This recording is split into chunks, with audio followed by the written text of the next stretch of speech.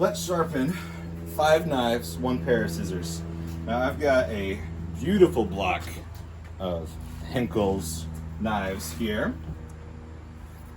These are very, very nice looking knives, but they're a little dull. I've got a timer right here. I want to see how fast it'll take me to sharpen these. Let's do it. When recording this video, I was not aware that my elbow would be front and center the whole time. Next time I record a video like this, I think I'm going to put a bird's eye view to my camera.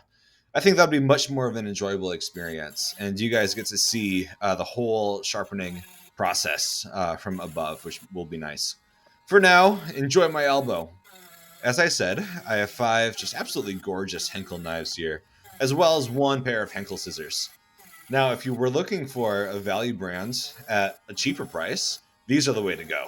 I got these probably for about $60, brand new. These are very nice knives.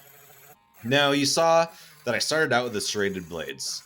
I have a bread knife here and a steak knife. Serrated knives take easily the most time, as I have to go tooth by tooth with the Dremel bit drill, as well as finding the best size bit to use, which you see that I am fiddling around with a little bit.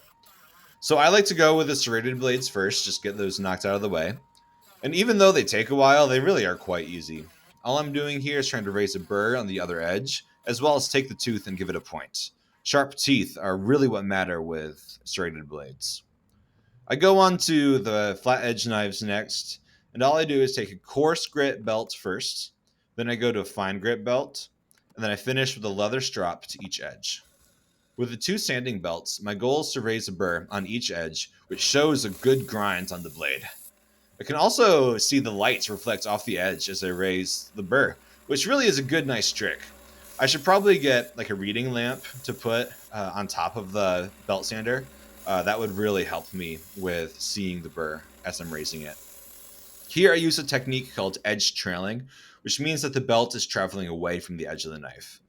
There's a case to be made that edge leading, which is the belt coming towards the edge, creates a sharper edge, but I've found that the difference isn't really noticeable, and it's really a lot of risk for a little difference.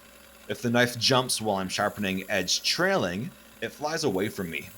But if it jumps when I'm edge leading, it flies towards me. They don't catch frequently at all, probably like 1 in 1,000 knives, but I really want to minimize the chance of losing my finger anyways. I go on to the scissors after I use the coarse and fine sanding belt, and boy, I am not good at scissors at all. These are the ones I'm not confident in. You know, I can put a sharp edge on it, but someone like my grandfather, who is also a sharpener, can make them so much sharper. I got a lot of practice to do. You can see me really fiddling with it as I try to work on it, and it just doesn't seem to want to go the way that I think it should. Oh well. Lastly, I use the leather strap on each knife, which really I think makes or breaks an edge to the knife. I think a good strap takes a sharp knife, like something that's really decent, to razor sharp, something that is incredible. All it is, it's a leather belt with a little compound, and my goal is just to take that burr away, that little bit of metal that raises from the grinding. Now, without the burr, and with a clean edge, these knives are wicked razor sharp. I sell these knives at $5 sharpenings, and the tools like scissors or lawnmower blades or garden sharpeners at $8, meaning that this haul right here goes to $33. I finished this in about 20 minutes, so $100 a knife or $100 an hour, really not that bad. There were a few complications along the way, including my sander not working at the beginning, which is why I had to pause the timer there. But yeah, $100 an hour really is not that bad. I think I could speed that up. I think that my ceiling really is a lot higher than that.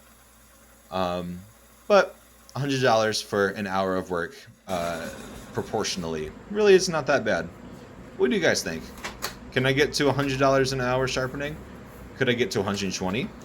I've known guys that can get up to 150, maybe even 200. That's considering that they sell $5 knives. So I hope you guys enjoyed this.